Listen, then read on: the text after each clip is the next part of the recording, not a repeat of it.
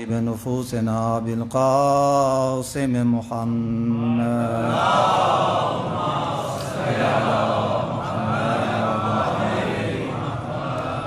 وعلى آله الطيبين الطاهرين المعصومين المظلومين سيما بقية الله في الأرضين روحي وأرواح العالمين لتراب مقدمه الفداء وعلى جده مولى الكونين أبي عبد الله الحسين ورحمة الله وبركاته على شيعتهم ومحبيهم ومتبعيهم ولعنة الله على أعدائهم وغاصبي حقوقهم ومنكري فضائلهم. أما بعد فقد قال الحسين عليه الصلاة والسلام إني لا أعلم أصحابا خيرا منكم ولا أهل بيت أفضل وأبر من أهل بيتي صلوات.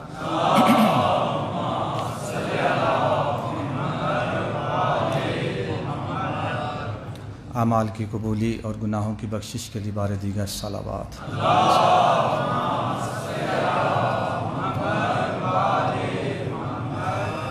جملہ مرحومین، آپ حاضرین کے مرحومین، شہدائے اسلام، شہدائے مکتب تشیع، سب کی بلندی درجات کے لیے بار دیگر صلوات.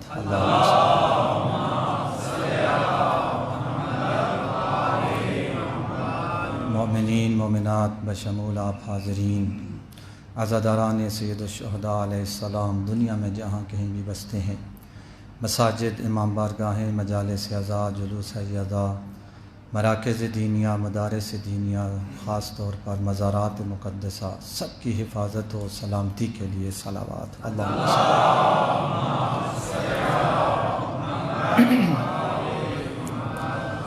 بارہویں آقا وارث اعزا کے جلد از جلد ظہور کے لیے صلوات.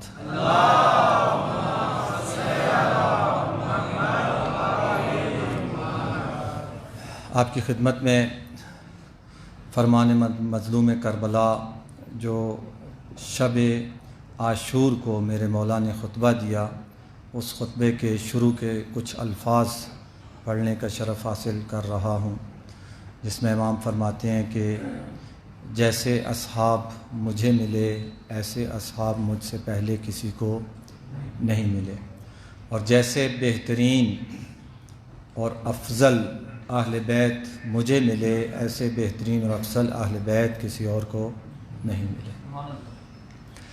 عرض کیا تھا کہ اس موضوع کے انتخاب کرنے کا مقصد اور ہدف یہ تھا، چونکہ آج میری آخری گفتگو ہے تو پچھلی تینوں گفتگوؤں کا جو خلاصہ سا ہے وہ عرض کر کے اپنے گفتگو کو آگے بڑھاؤں گا کہ اگر ہم اسلام کا نچوڑ نکالیں اور خلاصہ کریں تو اسلام کا خلاصہ ہوتا ہے 4 چیزوں میں: بعثت یعنی رسالت، غدیر، کربلا اور ظہور.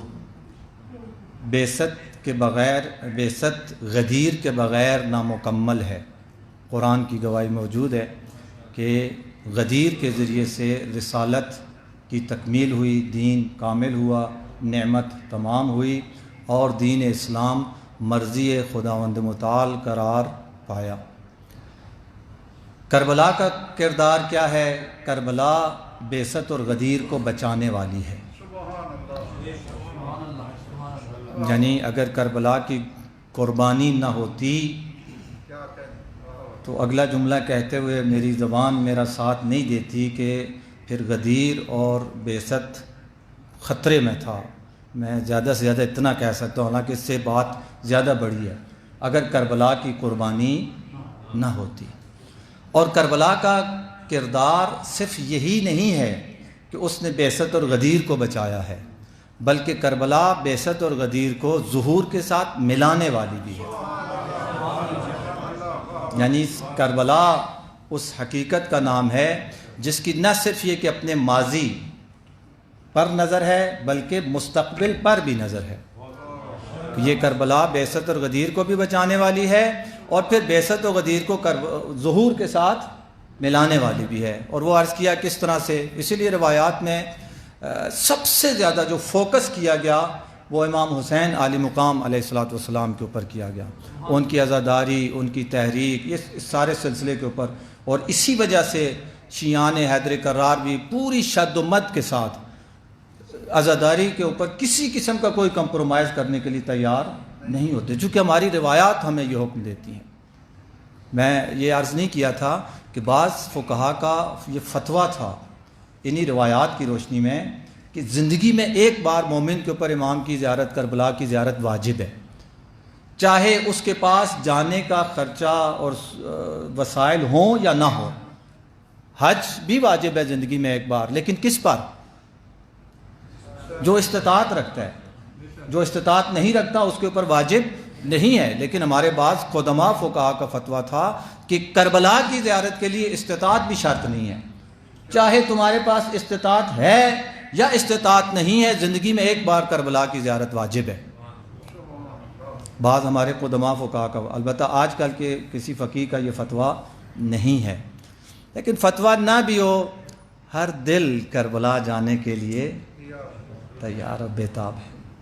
انشاءاللہ خدا و تعالی جو گئے ہیں انہیں بار بار لے کر جائے، جو نہیں گئے ان کو بھی جلد از جلد لے کر جائے اور کربلا کی زیارت سے شرف شاب فرمائے بآواز بلند صلوات۔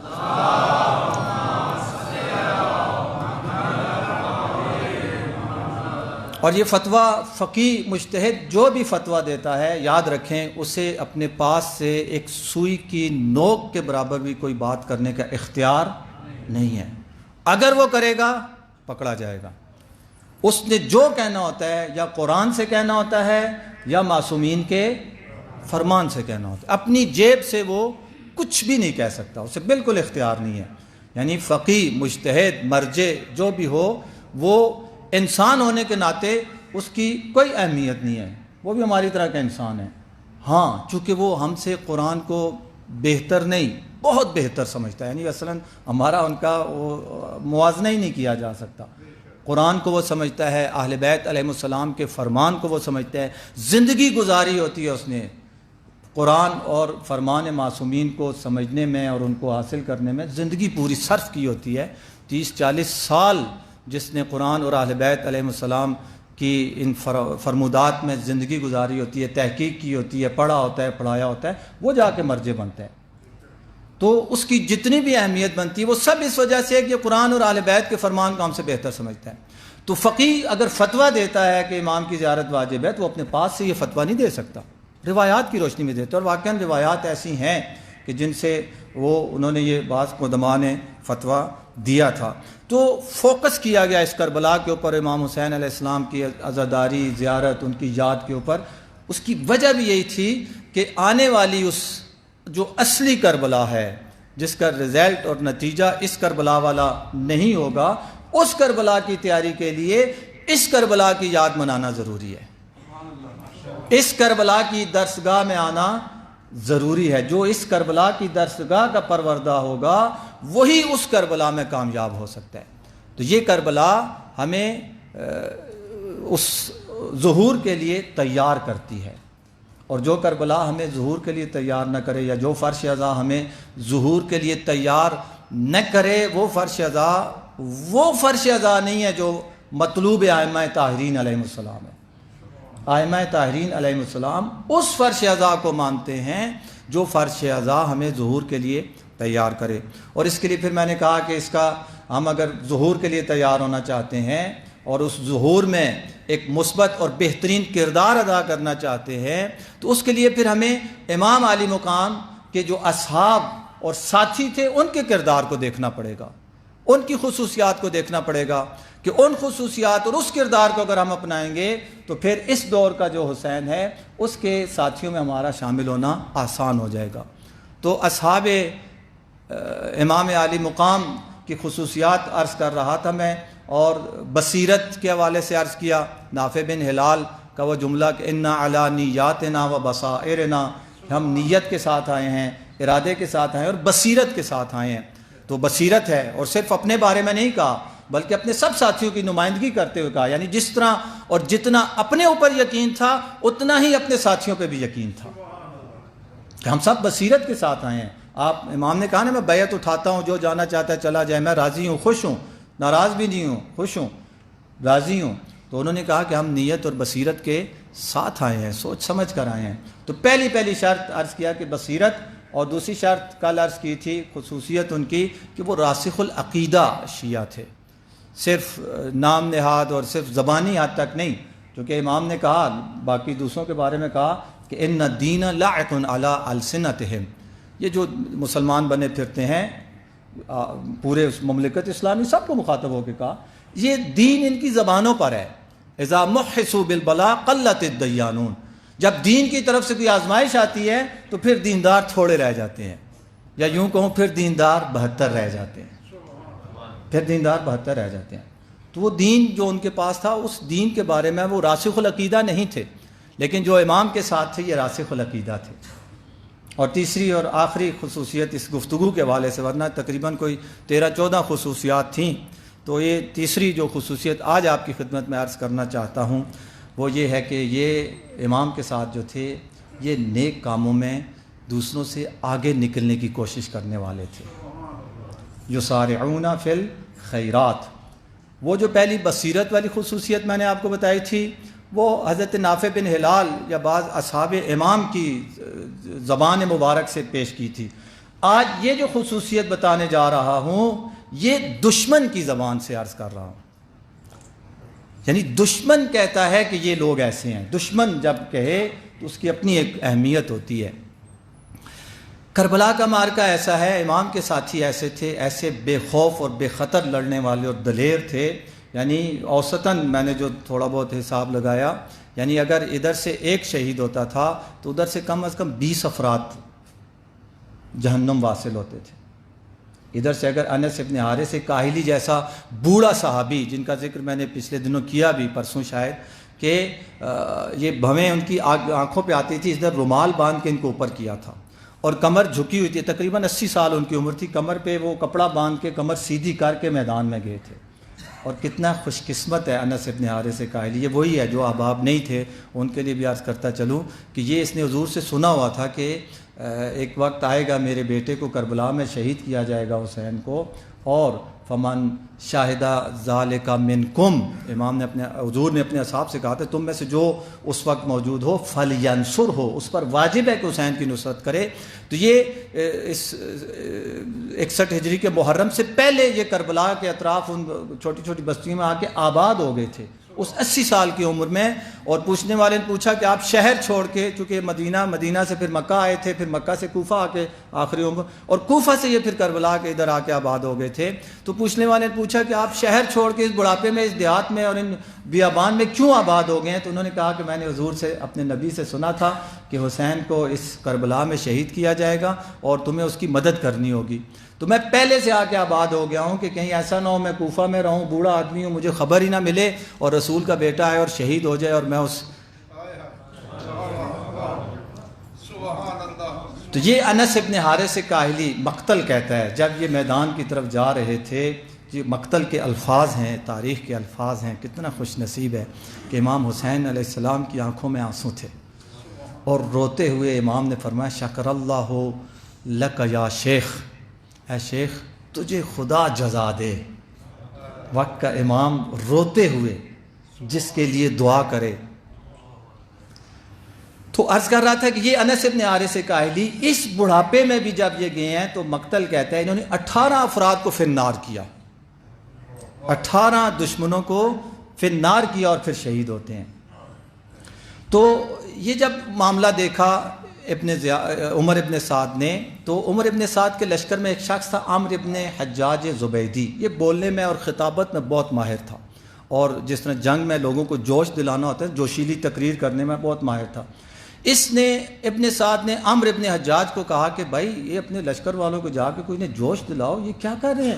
ادھر سے ایک جاتا ہے، ادھر سے 20 30 25 40 تک چلے جاتے ہیں اہل بیت، اور ہمارے جو جوان گئے ہیں 80 80 اور 100 100 اور 200 200 اور 300 300 تک بھی ملتا ہے، کہ ان کو فی النار کیا ہے. یہ تو میں نے سب سے کم تعداد جو 18 آپ کو بتائی ہے یہ انس ابن حارث کاہلی رضوان اللہ تعالیٰ علیہ کی، کہ بوڑھے آدمی تھے، بوڑھے تھے یعنی. تو یہ اس طرح تو بڑا مسئلہ ہے. اپنے لشکریوں کو تھوڑا جوش دلاؤ. وہ جب جوش دلانے آیا تو اب اس کے جملے سنیں. یہ دشمن اپنے سپاہیوں کو جوش دلا رہا، کہتا ہے، مخاطب ہو کہتا ہے یا حمقا. حمقا احمق کی جمع ہے، یعنی دشمن کو بھی احساس ہے ہم کیا ہے. اے احمقو، ابن سعد کے لشکر کو، ابن سعد کے لشکر کا ایک سپہ سالار، ایک سردار مخاطب ہو کر کہہ رہا ہے اے احمقو، یہ جن سے تمہارا مقابلہ ہے تم جانتے ہو یہ کون ہے؟ ہؤلاء فرسان المصر، یہ اپنے شہروں کے شیر ہیں، شیر. فرسان الحر، یہ آزاد مرد ہیں، یہ آزاد لوگ ہیں، یہ عام معمولی سپاہی اور فوجی نہیں ہیں. اگلا جو جملہ ہے وہ میں آج کی میری گفتگو کا موضوع ہے. وہ کہتا ہے کہ یسارعون فی القتل، یہ قتل ہونے کے لیے ایک دوسرے سے بڑھ چڑھ کر ایک دوسرے سے آگے نکلنے کی کوشش کرنے والے لوگ ہیں. وہی کہ یہ موت کے متلاشی ہیں. ان کے ساتھ ان عام سپاہیوں اور عام جنگوں کی طرح جنگ نہ کرو، کیونکہ پہلے تن بتن جنگ ہو رہی تھی نا.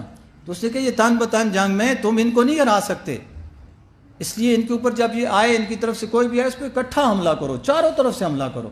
اور یہ پھر تجویز ان کو پسند بھی آئی، اور اس کے بعد یہی کرتے تھے. 2-4 افراد تن بتن بھیجتے تھے، پھر چاروں طرف سے حملہ کرتے تھے. اور پھر چاروں طرف سے جب حملہ ہو تو انسان بہرحال کدھر سے دفاع کرے.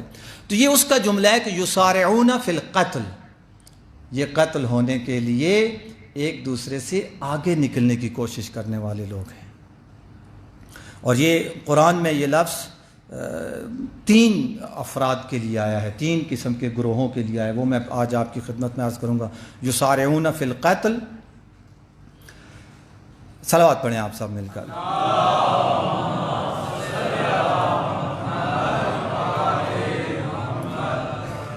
سب سے پہلے میں اپنی ایک ترتیب کے اعتبار سے عرض کر رہا ہوں کہ سب سے پہلے اس کا جو منفی انداز میں جو استعمال ہوا ہے وہ عرض کر رہا ہوں. سورہ آل عمران کی آیت نمبر 176 میں خدا و تعالی اپنے نبی سے مخاطب ہو کر فرماتا ہے کہ وَلَا يَحْزُنْكَ الَّذِينَ يُسَارِعُونَ فِي الْكُفْرِ، اے میرے نبی یہ جو کفر کی طرف ایک دوسرے سے آگے نکل کر جانے کی کوشش کرتے ہیں، ان کا کفر کی طرف جانا جو ہے وہ تجھے اداس اور پریشان نہ کرے. تو پریشان نہ ہو ان کی وجہ سے، حزین نہ ہو، محزون نہ ہو. کیوں؟ انہم لن یضروا اللہ شیئا، یہ خدا کو کوئی نقصان نہیں پہنچا جا سکتے. یعنی اگر کوئی کافر ہو جاتا ہے تو اس سے خدا کو کوئی نقصان نہیں ہوگا، خود اس کا اپنا نقصان ہے. جیسے سورج ہے نا، سورج کی روشنی، سورج کی کرنیں جو ہیں ان کی اپنی ایک فوائد ہیں. اگر کوئی اپنے گھر کو اس طرح سے بند کر لیتا ہے کہ کوئی ایک کرن بھی سورج کے اندر نہ آنے پائے، تو یہ سورج کی کرن نہیں ہے، سورج کو تو کوئی نقصان نہیں ہوگا. نقصان کس کا ہوگا؟ اس کا اپنا ہوگا، جو سورج کی روشنی کا اور اس نورانیت کا جو ایک فائدہ ہوتا ہے اس فائدے سے محروم رہ جائے گا. تو خدا کہتا ہے کہ اے نبی تو پریشان نہ ہو جو کفر کی طرف جانے میں جلدی کرتے ہیں. یعنی انہی انسانوں میں کچھ ایسے لوگ بھی پائے جاتے ہیں جنہیں کافر ہونے کا شوق ہے. جو سارے سرعت جلدی آدمی اسی کام کی کرتا ہے جس چیز کی اسے دلچسپی ہوتی ہے. کچھ لوگوں کو کافر ہونے میں دلچسپی ہوتی ہے. یہ ظاہراً ہجرت حبشہ کا واقعہ ہے. عبیداللہ عبداللہ ابن جحش حضرت جعفر طیار کے ساتھ یہ ہجرت کر کے گئے تھے مکہ سے حبشہ. کیوں ہجرت کر کے گئے تھے؟ دین کی حفاظت کے لیے. مکہ میں دین خطرے میں تھا، اس لیے ہجرت کر کے حبشہ گئے. وہاں چونکہ عیسائی مذہب تھا اور وہاں پہ شراب بھی کھلے عام چلتی تھی، اسلام میں شراب منع تھی. یہ جب عبداللہ ابن جحش وہاں پہ گئے اور وہاں کا وہ صورتحال دیکھی تو آہستہ آہستہ یہ عیسائی ہو گیا. اسلام اختیار کرنے کے بعد عیسائی ہو گیا. اور پھر حضرت جعفر طیار یا باقی ساتھیوں کی تبلیغ پر کبھی اس پہ اثر نہیں ہوا اور اسی عیسائیت میں، اسی حبشہ میں اس کا انتقال بھی ہو گیا. اب یہ حضور کے لیے بہت بڑی یعنی غم انگیز خبر تھی کہ میرے ہاتھ پہ ایک مسلمان ہونے والا، مسلمان ہوا شخص، اور اپنے اسلام کو بچانے کے لیے مکہ چھوڑ کے وہ حبشہ گیا اور حبشہ جا کے عیسائیوں کو دیکھ کے ان کی صحبت میں اور وہ ماحول دیکھ کے وہ عیسائی ہو گیا.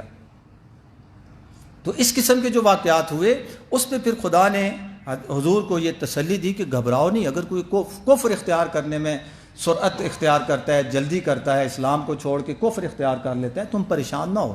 اگر اس نے نقصان کیا تو اپنا نقصان کیا. تو معاشرے میں کچھ لوگ ایسے ہوتے ہیں کہ اگر انہیں کفر کی دعوت ملے، کفر کا ماحول ملے تو وہ کفر اختیار کر لیتے ہیں۔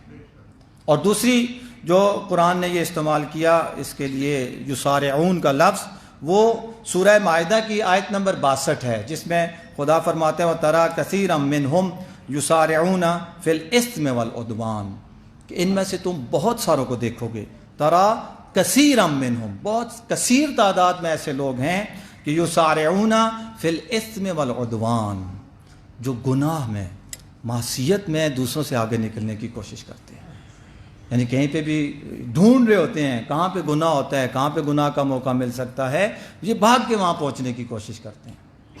اور یہ یقیناً یہ کافروں کی بات نہیں ہو رہی ہے، یہ مسلمانوں کی بات ہو رہی ہے۔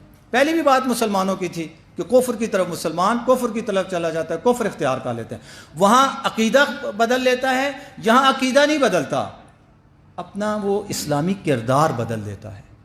معصیت اور گناہ کی محفل میں انہیں مزہ آتا ہے، خوشی ملتی ہے، سکون ملتا ہے، بھاگتے ہوئے جاتے ہیں۔ نیکی کی بات آئے وہاں پہ پریشان ہو جاتے ہیں، اداس ہو جاتے ہیں، کوئی نیکی کی محفل میں بیٹھنا پڑ جائے تو یہ ان کے لیے موت ہے۔ جیسے روایت ہے نا کہ مسجد مومن کے لیے جنت ہے اور منافق کے لیے قید خانہ ہے۔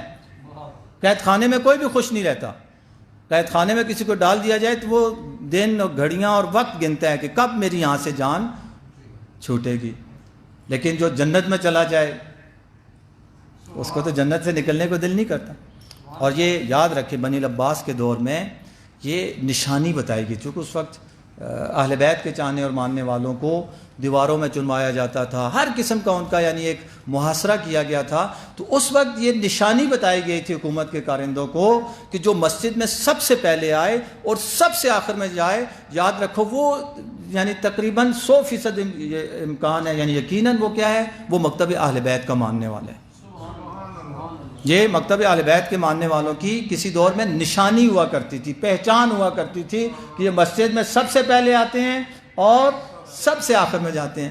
اب کیا نشانی ہے وہ مجھ سے آپ بہتر جانتے ہیں، اب جو نشانی ہے وہ آپ مجھ سے بہتر جانتے ہیں کہ مسجد میں آنا، سب سے آخر میں آنا اور سب سے جلدی چلے جانا۔ ایک وقت تھا سب سے پہلے آنا اور سب سے آخر میں جانا، اور اب صورتحال یعنی البتہ ابھی پھر بھی بہت بہتر ہو گئی ہے، جو ہمارا بچپن تھا اور وہ ماحول تھا اس وقت تو یہ اہل بیت کے ماننے والوں کی یہ نشانی ہوا کرتی تھی کسی دور میں۔ صلوات پڑھیں سب مل کر۔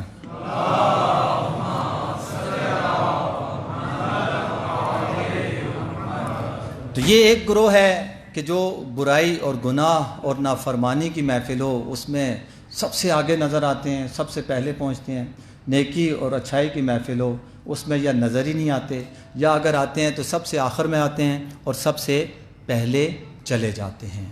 اور تیسرا گروہ جس کو آل عمران ہی کی سورہ آل عمران آیت نمبر 114 اس میں جو ذکر کیا جاتا ہے وہ یہ ہے کہ کچھ افراد کی خصوصیت بتائی جا رہی ہے کہ یؤمنون باللہ والیوم الآخر ویأمرون بالمعروف وینہون عن المنکر۔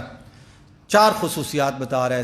سب سے پہلی چیز اللہ پر ایمان رکھتے ہیں، یوم آخرت پر ایمان رکھتے ہیں، نیکی کا حکم دیتے ہیں، برائی سے روکتے ہیں۔ 2 چیزوں کا تعلق عقیدے اور اس کے ساتھ، اور 2 چیزوں کا تعلق عمل اور کردار کے ساتھ۔ 5ویں اور آخری خصوصیت جو بتاتا ہے قرآن وہ کیا ہے، وَيُسَارِعُونَ فِي الْخَيْرَاتِ، نیک کاموں میں دوسروں سے آگے نکلنے کی کوشش کرتے ہیں۔ کوئی بھی نیکی کا مرحلہ ہو، نیکی کا کام ہو، اس میں کوشش کرتے ہیں یہ سب سے پہلے پہنچیں۔ نیکی کی محفل میں جیسے وہ پچھلوں کی خصوصیت تھی، گناہ کی محفل میں وہ سب سے پہلے پہنچنے کی کوشش کرتے تھے، اور یہ وہ ہیں جو نیکی کی محفل میں سب سے پہلے پہنچنے کی کوشش کرتے ہیں۔ وَأُولَٰئِکَ مِنَ الصَّالِحِینَ، اور یہی وہ لوگ ہیں جو صالحین میں سے ہیں۔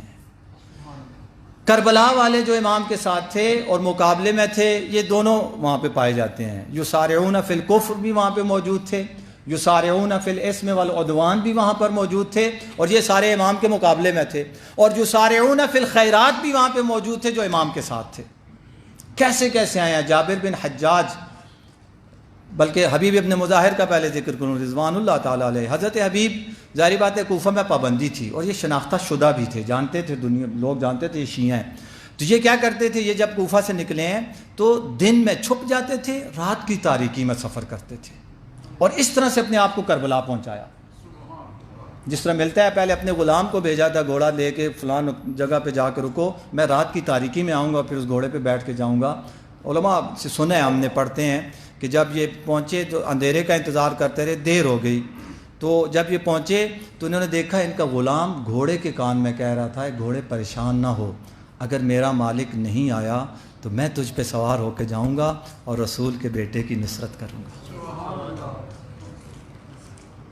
تو یہ رات کی تاریکی میں سفر کرتے تھے، دن میں چھپ جاتے تھے، 1-2 دن میں 3 دن میں جتنا بھی ان کو وہ ٹائم لگا، چونکہ رات کی تاریکی میں سفر مشکل ہوتا ہے اور دن کی روشنی میں سفر آسان ہوتا ہے، تو 1-2 دن لگ گئے ان کو کربلا پہنچنے میں. تو یہ اس طرح سے پہنچے. اور اس کے مقابلے میں جابر بن حجاج ایک غیر معروف شیعہ تھا، عام آدمی تھا بیچارہ. تو اس نے کیا کیا، اس نے یہ ترکیب آزمائی کہ وہ عمر ابن سعد کے لشکر میں شامل ہو گیا. یعنی کوفہ سے وہ نکلا کہ میں امام حسین کے ساتھ لڑنے جا رہا ہوں، اس لشکر میں وہ شامل ہوا. جب کربلا پہنچا تو ان کو کہتا ہے بھائی میں نے تو تمہیں استعمال کیا تھا، میں تو آیا ہوں امام کے لیے، اور آ کے امام کے لشکر میں شامل ہو گیا. یسارعون فی الخیرات، ایک ہی قافلہ تھا. چونکہ ظاہراً جو تاریخ بتاتی ہے جب امام کربلا پہنچ گئے تو کوفہ میں یہ اعلان کر دیا گیا تھا عبید اللہ ابن زیاد کی طرف سے کہ جو بھی مرد ہے اسے کوفے میں رہنے کا حق نہیں ہے. اگر کوفے میں رہے گا اس کا گھر بار عزت ناموس جان کوئی بھی چیز محفوظ نہیں ہے. زبردستی تھی، سب نے جانا ہے. تو جیسے ہی 1000 آدمی پورا ہوتا تھا وہ 1000 کا وہ لشکر کسی کی سربراہی میں بھیج دیتا تھا، پھر پیچھے سے ایک اور 1000. اسی طرح کے کسی 1000 میں یہ جابر بن حجاج بھی شامل ہو گئے، اور ادھر سے آئے حکومت کے کاغذوں میں یہ تھے یہ ہمارا سپاہی جا رہا ہے. جب وہاں پہنچے وہاں جا کے انہوں نے کہا بھائی میں نے تو تمہیں استعمال کیا تھا، اور امام کے لشکر میں آ گئے. یسارعون فی الخیرات، دنیا وہ لوگ اسم اور عدوان کی طرف جا رہے تھے، کفر کی طرف جا رہے تھے، یہ ان کے ساتھ شامل ہو کر یہ خیرات کی طرف آ گئے. یسارعون فی الخیرات، اس طرح سے پہنچے. شب عاشور کو جب امام نے یہ خطبہ دیا اور پھر سب نے اپنی وفاداری وغیرہ کا اعلان بھی کیا، تو امام نے خصوصی طور پر خصوصی طور پر حضرت عقیل کی اولاد کو اکٹھا کیا. تقریباً 10-11 ٹوٹل یہ افراد بن جاتے ہیں. ان کو اکٹھا کیا اور فرمایا کہ حسبکم صاحبکم. ظاہراً حضرت مسلم اپنے اس حضرت عقیل کی اولاد میں سب سے بڑے اور ایک گھر کے خاندان کے سربراہ تھے. اس جملے سے یہ پتہ چلتا ہے کہ اے اولاد عقیل، آپ کا جو صاحب تھا، آپ کا جو بڑا تھا حضرت مسلم جن کی شہادت ہو گئی، وہ تمہاری طرف سے کافی ہے، وہ تمہاری طرف سے کافی ہے. اب مزید تمہاری طرف سے قربانی کی ضرورت نہیں ہے، اس لیے تم جا سکتے ہو. یہ شب عاشور کو اولاد عقیل کو الگ امام نے خصوصی طور پر یہ کہا. اور مقتل یہ بتاتا ہے کہ جب یہ بات امام نے کہی تو جتنے بھی 10-11 افراد تھے سب کی آنکھوں میں آنسو آ گئے، سب کی آنکھوں میں آنسو آ گئے. اور ان میں سے ایک جوان اٹھا اور اس نے کہا کہ واللہ لا نفارقک حتی نقتل بین یدیک، اے فرزند رسول خدا کی قسم ہم آپ کو چھوڑ کے نہیں جائیں گے. نفارقک، ہم آپ کا فراق نہیں برداشت کر سکتے، جدا نہیں ہوں گے ہم آپ سے. حتی نقتل بین یدیک، یہاں تک کہ ہم آپ کی نگاہوں کے سامنے آپ کے قدموں میں قربان ہو جائیں. یسارعون فی الخیرات، ہم قربان ہو جائیں. کیونکہ اس وقت اس دور میں یہ ایک تو نیکی کی طرف جلدی کرنا ہوتا ہے، ایک یہ ہوتا ہے کہ سب سے بہترین نیکی کی طرف جلدی کرنا. جب آپ کے سامنے چند ایک نیکیاں آ جائیں ان میں سے کوئی ایک انجام دے سکتے ہیں تو پھر ایمان کا تقاضا یہ کہ ان نیکیوں میں جو سب سے بہترین نیکی ہے اس کا انتخاب کیا جائے، اور افضل الاعمال احمذها، یا جو سب سے مشکل کام ہے اس کا انتخاب کیا جائے، مشکل عبادت کا. اس دور میں سب سے مشکل عبادت اور سب سے مشکل نیکی کیا تھی؟ نصرت امام تھی. ورنہ یہی کوفہ میں رہ سکتے تھے، وہاں غریب تھے ان غریبوں کی مدد کرتے. مسجد کوفہ جہاں نماز پڑھنے کا ثواب پتہ نہیں کتنے لاکھوں رکعت نماز اور کیسا ملتا ہے، وہ مسجد کوفہ میں جا کے وہ بھی عبادت کر سکتے تھے، وہ بھی نیکی تھی. لیکن اس نیکی سے، غریب کی مدد کی نیکی سے، والدین کی خدمت کی نیکی سے، بیوی بچوں کا خیال رکھنے کی نیکی سے بڑی نیکی کیا تھی؟ کربلا کے میدان میں آ کے امام کی نصرت کی جائے. تو انہوں نے اس بڑی نیکی کا انتخاب کیا. 2 اور بھائی ہیں، ایک کا نام ہے عبداللہ اور ایک کا نام ہے عبد الرحمن. عبداللہ اور عبد الرحمن، یہ دونوں بھائی بھی آئے امام کی خدمت میں عاشور کے دن، اور جب ایک ایک کر کے جنگ کے لیے جا رہے تھے تو دونوں نے، یہ ظاہراً واحد وہ ہیں جو اکٹھے گئے ہیں، انہوں نے کہا ہم اکٹھے جائیں گے اور اکٹھے آپ پر قربان ہوں گے. انہوں نے عجیب آرزو کا اظہار کیا.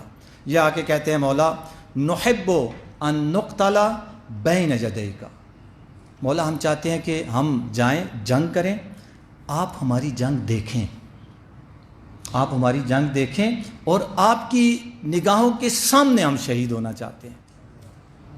عجیب خواہش ہے نا، ہم آپ کی نگاہوں کے سامنے شہید ہونا چاہتے ہیں. پھر امام نے بھی ان کی خواہش کا احترام کیا، ایک اونچا ٹیلا منتخب کیا، اس کے اوپر جا کے مثلا بیٹھ گئے یا کھڑے ہو گئے، جیسے بھی اس کے اوپر چڑھ گئے.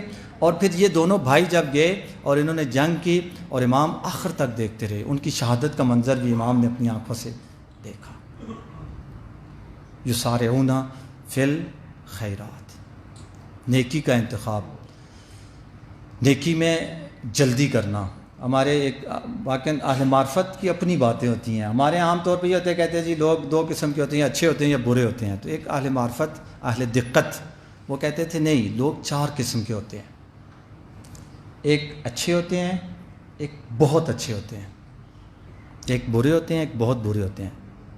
تفصیل جو بتاتے تھے اس کی وہ بڑی خوبصورت ہے. ایک ہوتا ہے اچھا، وہ ہوتا ہے جو اچھے کام کرتا ہے.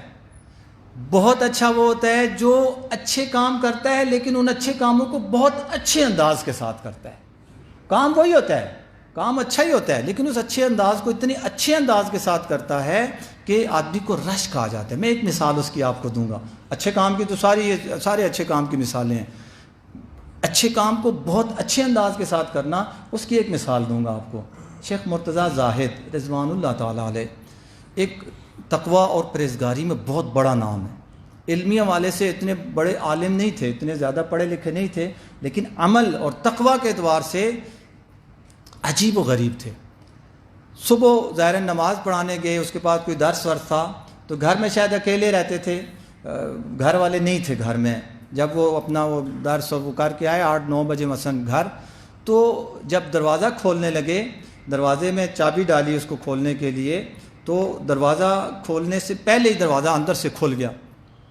اندر سے جب کھلا تو دیکھا کیا تھا، ایک چور تھا جو دیوار پھلانگ کے اندر چلا گیا تھا اور ان کے گھر میں اسے کوئی خاص قیمتی چیز نہیں ملی، ایک چھوٹا سا وہ قالین کا ٹکڑا ملا تھا، اسی کو وہ رول کر کے اپنی بغل میں دبا کے وہ اس دروازے سے اس وقت باہر نکلنا چاہتا تھا کہ ادھر سے یہ صاحب خانہ جو ہے وہ سامنے آ گئے. اب جب انہوں نے دیکھا تو یہ سمجھ گئے اور وہ بھی سمجھ گیا کہ رنگے ہاتھوں پکڑا گیا. لیکن جیسے ہی اسے دیکھا، بسم اللہ بسم اللہ، آپ ہمارے مہمان تھے، مہمان خدا کی رحمت ہے. پکڑ لیا، اس کو پکڑ کے لے گئے مہمان خانے میں، وہاں جا کے بٹھایا.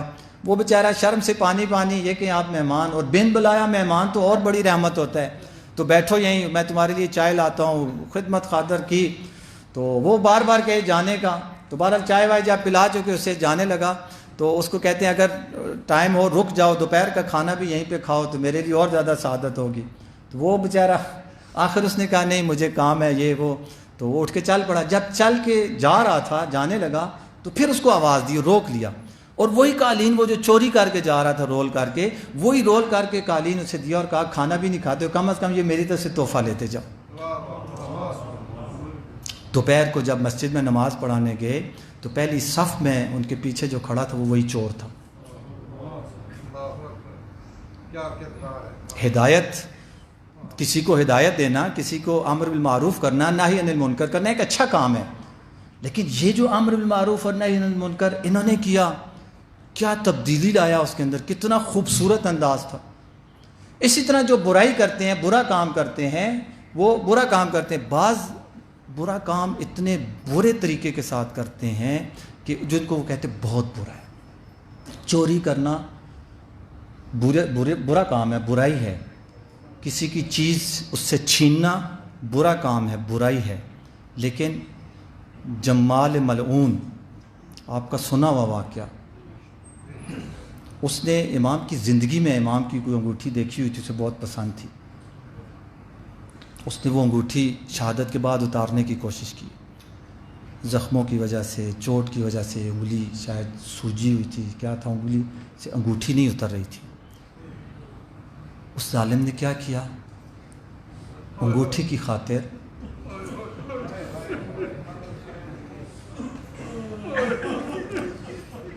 میں نے عرض کیا نا، چیز چرانا، کسی کی چیز چھیننا برا کام ہے، شرعی طور پر بھی دنیاوی طور برا کام ہے، لیکن اس انداز سے چھیننا، اس انداز سے چرانا انتہائی برا کام ہے۔ دشمن کی خصلت بھی آپ نے دیکھی اور امام کے ساتھیوں کی بھی خصلتیں آپ نے دیکھی، کیسے ساتھی تھے امام کے۔ صلوات پڑھیں سب مل کر۔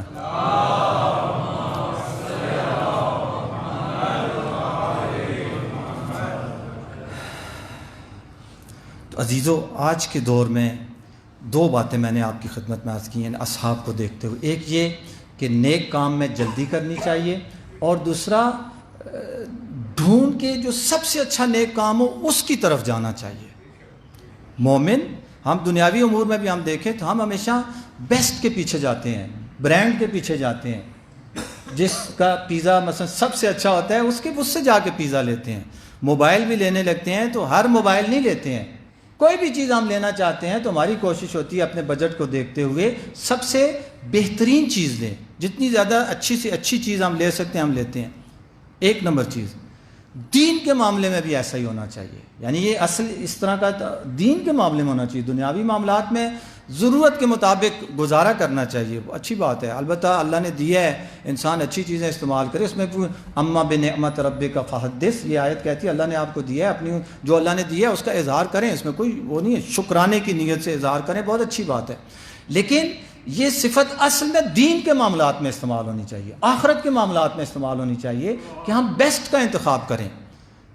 امام کا ایک بڑا خوبصورت اپنے ایک دوست کے بارے میں کلمات قصار میں شاید 285-75 اس کے آس پاس ہے، کلمات قصار نہج البلاغہ میں، کان علی فیما مضا اخن، امام فرماتے ہیں علی جیسا امام کہ گزشتہ زمانوں میں میرا ایک بھائی تھا، میرا ایک دوست تھا، کانا یعظمہ فی عینی صغر الدنیا فی عینے، اس کی نگاہوں میں دنیا کا چھوٹا ہونا میری نگاہوں میں اسے بڑا بناتا تھا، یعنی دنیا چونکہ اس کی نگاہ میں چھوٹی تھی تو میری نگاہ میں وہ بڑا تھا۔ اس کی بہت ساری امام خصوصیات بیان کرتے ہیں، انہی خصوصیات میں سے ایک خصوصیت یہ بیان کرتے ہیں جب اس کے سامنے دو نیکیاں آ جاتی تھیں اور اس نے کسی ایک کا انتخاب کرنا ہوتا تھا تو وہ دیکھتا تھا ان میں سے کون سی مشکل ہے، کس میں زحمت زیادہ ہوگی، کس میں تکلیف زیادہ ہے، وہ اس نیکی کا انتخاب کرتا تھا۔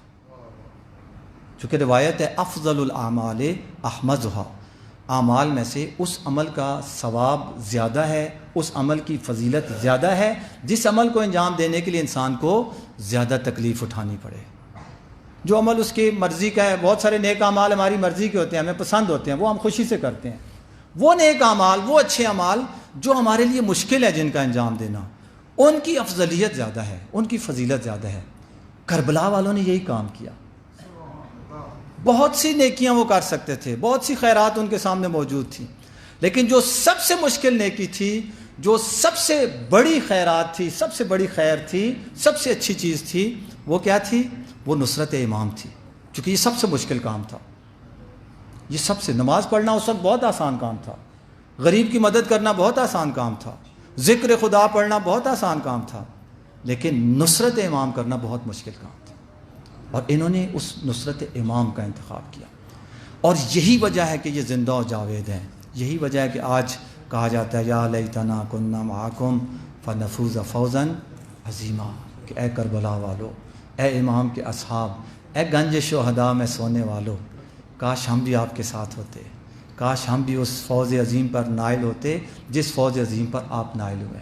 وجہ کیا ہے؟ انہوں نے اپنے دور کی سب سے مشکل نیکی کا انتخاب کیا تھا۔ آسان نیکی کا انتخاب کرنا آسان کام ہے، اچھی بات ہے، وہ بھی بری بات نہیں ہے، لیکن مشکل نیکی کا انتخاب کرنا یہ حسین والوں کا کام ہے، مشکل نیکی کا انتخاب کرنا یہ حسین والوں کا کام۔ میں نے عرض کیا بعض کام برے ہوتے ہیں، لیکن بعض کام بہت ہی برے طریقے کے ساتھ انجام دیے جاتے ہیں۔ کربلا میں آپ جو بھی دیکھیں گے برا ہوا، اور بہت برے طریقے کے ساتھ برا ہوا، صرف برا نہیں ہوا۔ جس طرح علماء فرماتے ہیں نا، ادھر فضائل اور کمالات اپنے عروج پر تھے، ادھر پستی، ضلالت اور گمراہی اور ظلم و ستم اپنے یعنی جتنا پست سے پست ہو سکتا تھا اتنا اس پستی کا مظاہرہ وہاں پہ کیا گیا. مرحوم علی نقی نقن رضوان اللہ تعالیٰ علیہ وہ بڑا یعنی میں نے اس دن بھی عرض کیا تھا مصائب میں تجزیہ و تحلیل جو ہم نے دیکھا وہ واقعاً مرحوم نقن کی زبان مبارک میں دیکھا ہم نے کہ وہ فرماتے تھے کہ امام جو قربانیوں کا سلسلہ پیش کر رہے تھے، میں اس شہادت نہیں پڑھنا چاہتا، صرف وہ نقطہ عرض کرنا چاہتا ہوں، دشمن کی رذالت اور پستی آپ کی خدمت میں عرض کرنا چاہتا ہوں کہ امام نے بہت ساری قربانیاں پیش کیں اور پھر وقت آخر ایک ایسی قربانی لائے، ایک ایسے معصوم کو لائے جو یعنی اسلام سے ہٹ کر غیر مسلموں کی نظر میں بھی معصوم تھا، اور امام نے اس کے ذریعے دنیا کو بتایا. یہ مرحوم نقن رضوان اللہ علیہ کا جملہ ہے. امام نے اس قربانی، آپ سمجھ گئے ہوں گے کس کو لائے تھے، اس قربانی کے ذریعے دنیا کو بتایا کہ کبھی یہ نہ کہنا کہ حسین نے بیعت کیوں نہیں کی، بیعت کر لیتے. میں ایسوں کی بیعت کر لیتا جنہوں نے 6 مہینے کے بچے پہ بھی رحم نہیں کیا. ایسی بیعت کے قابل ہو سکتے ہیں جو 6 مہینے، جو غیروں کی نظر میں بھی، دشمنوں کی نظر، ہر ایک کی نظر میں جو معصوم تھا، اس معصوم کو لے کر آئے اور اس معصوم پر بھی ان ظالموں نے رحم نہیں کیا. رحم کیا کرتے؟ جس طرح مقتل بتاتا ہے، 2 قسم کے تیر ہوتے تھے. ایک پھال والا تیر ہوتا تھا، ایک 3 پھال والا تیر ہوتا تھا. ایک پھال والا تیر انسان کے لیے استعمال ہوتا تھا اور 3 پھال والا تیر جب دشمن گھوڑے پہ بیٹھ کے بھاگ رہا ہو اور اس کو زندہ پکڑنا ہو تو اس کے گھوڑے کو وہ 3 پھال والا تیر مارا جاتا تھا کہ گھوڑا وہ برداشت، ایک پھال والا تیر گھوڑا برداشت کر لیتا تھا، 3 پھال والا وہ برداشت نہیں کرے گا، گھوڑا گرے گا، دشمن گرے گا اور ہم اسے پکڑ لیں گے. تو جو گھوڑے کے لیے تیر استعمال ہوتا تھا،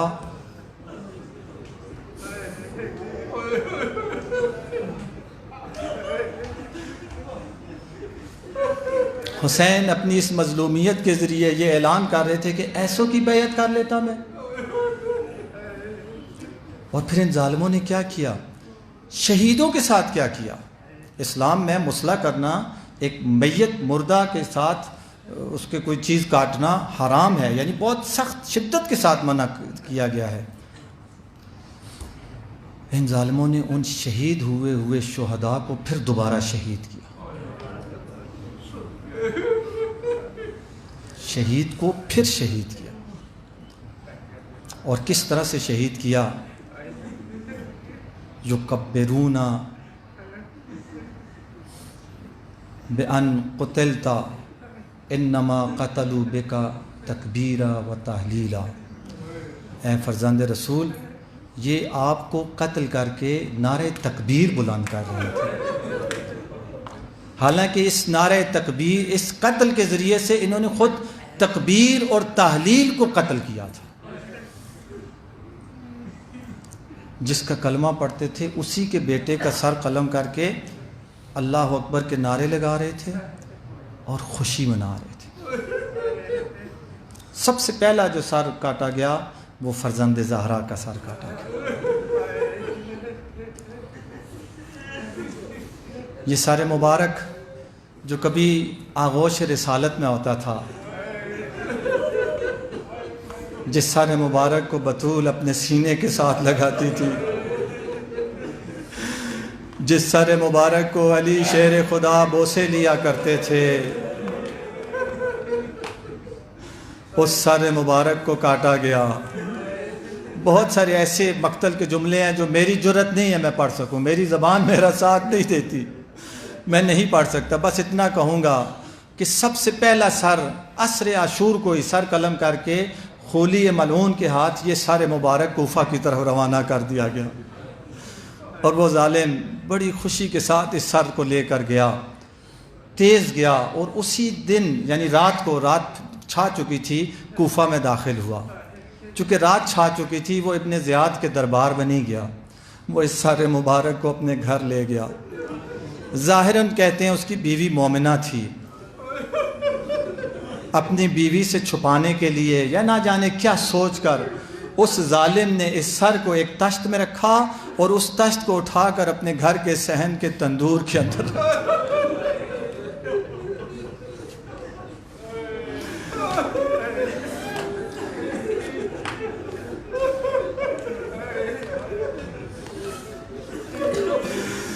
اس کی زوجہ کا بیان ہے، میری آنکھ کھلی، میں نے دیکھا صحن روشن ہے، میں باہر نکلی، میں نے کیا دیکھا؟ ہمارے تندور سے ایک نور کی شعاع نکل رہی ہے جو آسمان پورے کو روشن کیے ہوئے ہے۔ اب جو تندور میں جھانک کے دیکھا تو کیا نظر آیا؟ زہرا کے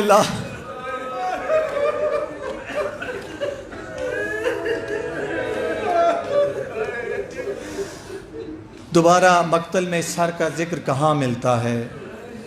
اس کے بعد باقی سر بھی بھیج دیے گئے۔ مقتل کہتا ہے جب 12 محرم کو اسرا کا قافلہ کوفہ میں داخل ہوا چاہتا تھا، منزل کناسہ پر اعلان کیا گیا کہ جو تماشا دیکھنا چاہتے ہیں وہ سب آ جائیں۔ حکومت کے خلاف بغاوت کرنے والوں کو شکست ہوئی اور ان کے خاندان کو اسیر بنا کے لایا جا رہا ہے۔ اور عزیزو، ایسا منظر دیکھنے کے لیے شریف لوگ کبھی نہیں جاتے۔ کوفے کے اوباش اور بدماش لوگ، خاندان منزل کناسہ پر آ گئے، اور جب یہ اسرا کا قافلہ داخل ہوا، ایک شور تھا، خوشی کے نعرے تھے، باغی باغی کے نعرے تھے۔ یہ منظر جب چل رہا تھا تو علی کی علی بیٹی نے، مقتل کہتا ہے واقعاً وہاں پہ معجزہ کیا، آواز دی اسکتو، ساکت ہو جاؤ۔ تاریخ کہتی ہے انسان تو انسان، اونٹوں کے گلوں میں جو گھنٹیاں تھیں وہ بھی خاموش ہو گئیں، وہ گھنٹیاں بھی خاموش ہو گئیں۔ اور علی کی علی بیٹی نے علی کی زبان میں خطبہ دینا جب شروع کیا تو جو صحابی رسول تھا ظاہراً جس کو نظر نہیں آتا تھا، اس نے کہا علی دوبارہ زندہ ہو گئے؟ کہا علی نہیں، لیکن علی کی بیٹی، علی کے لہجے میں۔ اور بی بی نے ایسا خطبہ دیا، وہ اوباش اور بدماش مرد و زن سب رو رہے تھے، اور یہ خبر فوراً ابن زیاد تک پہنچائی گئی کہ جلدی کرو، کوفے میں انقلاب آیا چاہتا ہے، علی کی بیٹی انقلاب لانے والی ہے، جلدی سے کچھ کرو۔ ابن زیاد نے اس وقت کیا کیا؟ کہا وہ جو کٹے ہوئے سر لائے گئے ہیں ان کو نیزوں کے اوپر بلند کر کے زینب کے سامنے لے جاؤ۔ اور پھر وہی ہوا، وہ بلند سر جب لائے گئے، 2 دن کے بعد زینب کی نظر جب اپنے بھائی کے چہرے پر پڑ، السلام علیکہ یا ابا عبداللہ، زینب کا خطبہ رک گیا۔ دوبارہ مقتل میں یہ سر کب نظر آیا؟ جب یہ اسرا کا قافلہ دربار ابن زیاد میں پہنچا۔ عزیزو، میں نے بہت بڑا جملہ کہہ دیا۔ مرزا بزرگ شیرازی کے ہاں مجلس ہو رہی تھی، مجلس کے دوران پڑھنے والے نے ایک جملہ پڑھا، جیسے ہی اس نے یہ جملہ پڑھا، مجتہد تھے اپنے زمانے کے، اپنے سر سے اس سید مجتہد نے اپنا امامہ اتار کے پھینک دیا اور سر پیٹ کر کہتے ہیں پڑھنے والے اس سے آگے کچھ نہ پڑھنا۔ اے پڑھنے والے، تو نے جو جملہ پڑھا ہے یہ جملہ اتنا بڑا ہے، یہ مصیبت اتنی بڑی، اس کے مقابلے میں کوئی مصیبت نہیں۔ اس نے جملہ کیا پڑھا تھا؟ اس نے جملہ پڑھا تھا دخلت زینب بنت علی علی ابی زیاد، علی کی بیٹی زینب ابن زیاد کے دربار میں۔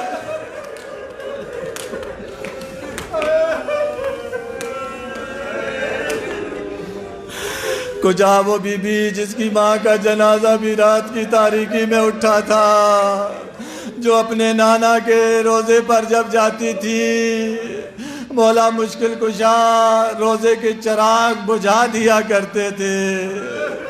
جب شہزادوں نے پوچھا بابا ایسا کیوں کرتے ہیں؟ کہا میں چاہتا ہوں میری بیٹی کے سائے پر بھی کسی کی۔ وہ زینب جب ابن زیاد کے دربار میں داخل ہوئی، مقتل کہتا ہے ابن زیاد ملعون کے سامنے قدموں میں ایک تشت رکھا ہوا تھا، اس تشت میں فرزند رسول کا سر مبارک،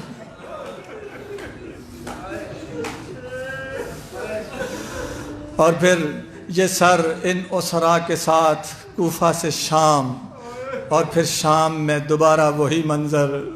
جب یہ اسرا کا قافلہ یزید کے دربار میں پہنچا، دوبارہ یزید کے قدموں میں یہ تشت رکھا تھا، وہ بھی سونے کا، اور اس سونے کے تشت پر فرزند زہرا کا سر تھا، اور وہ ملعون سر مبارک کو مخاطب ہو کر کہہ رہا تھا، اے حسین، تیرے نانا نے کہا تھا سونے اور چاندی کے برتن استعمال نہیں کرنے، میں نے اسی لیے تیرا سر سونے کے تشت میں رکھا ہے۔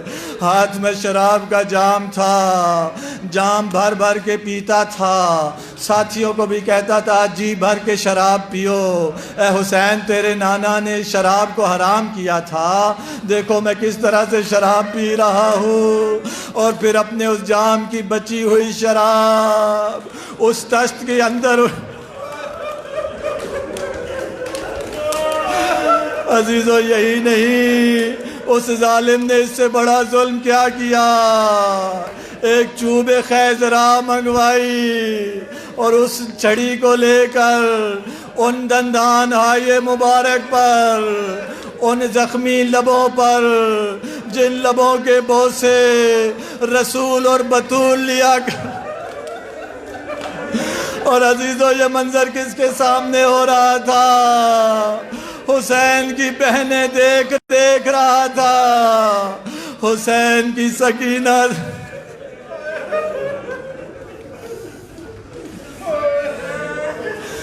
اور پھر دوبارہ یہ سر ہمیں مقتل میں کب نظر آیا؟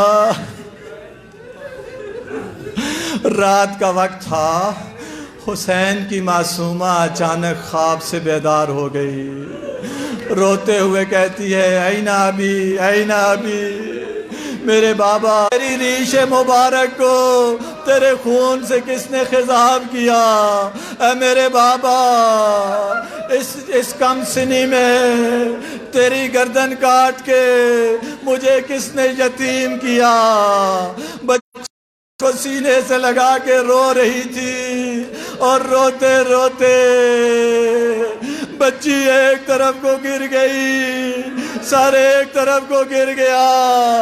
اب جو بیویوں نے بچی کو چھوا تو پتہ چلا بچی بابا کے پاس۔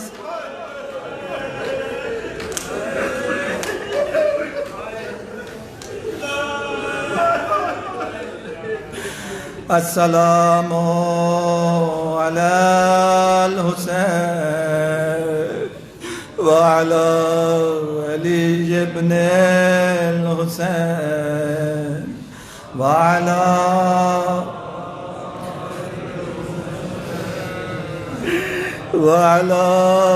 اصحاب الحسین علی لعنت اللہ علی القوم الظالمین ظلم و منقلب ینقلبون۔ میرے اللہ تجھے واسطہ قرآن، میرے اللہ تجھے واسطہ شہداء و سرائے کربلا کا، میرے اللہ تجھے واسطہ امام مظلوم کے کٹے ہوئے سر کا، میرے اللہ تجھے واسطہ تیرے اسماء حسنہ کا، پالنے والے تجھے واسطہ تیری صفات جمال و کمال کا، ہماری یہ فرش عذاب فرما، پڑھنے والوں کا پڑھنا، سننے والوں کا سننا، انتظام کرنے والوں کا انتظام کرنا، سب اپنی بارگاہ میں قبول فرما۔ پہلے سے بھی زیادہ ہم سب کو اخلاص کی دولت سے سرفراز فرما۔ خدا نخواستہ کسی بھی حوالے سے کوئی کمی کوتاہی ہوئی تو اپنے لطف و کرم سے عفو و درگزر فرما۔ ہم سب کو ایک اور نیک بننے کی توفیق عطا فرما، توفیقات خیر میں اضافہ فرما، ایک اور نیک بننے کی توفیق عطا فرما، دین و دنیا کے ہر امتحان میں کامیاب فرما، گناہوں سے بچنے اور نفرت کرنے کی توفیق عطا فرما، قرآن و اہل بیت علیہ السلام کی تعلیمات کو اچھے طریقے سے سمجھنے کی توفیق عطا فرما، انداز کے ساتھ ان تعلیمات پر عمل پیرا انداز کے ساتھ ان تعلیمات کو لوگوں تک پہنچانے کی توفیق عطا فرما۔ اہل بیت علیہ السلام کی محبتوں اور معرفتوں سے ہمارے قلوب کو منور تر فرما، دنیا میں ان کی بار بار زیارت، برزخ و آخرت میں ان کی شفاعت سے بہرہ مند فرما، ہمارے مرحومین، والدین، ذوی الحقوق، اساتذہ، سب کے گناہوں کی مغفرت فرما، پریشان حال مومنین کی پریشانیوں کو دور فرما، حاضرین کی پریشانیوں کو دور فرما، ملتمسین دعا کی دعاؤں کو قبول فرما، حاضرین کی دعا اسلام و مسلمین اور ملک عزیز کی خدمت کرنے والوں کی نصرت فرما، اسلام و مسلمین اور ملک عزیز کے دشمنوں کو نیست و نابود فرما۔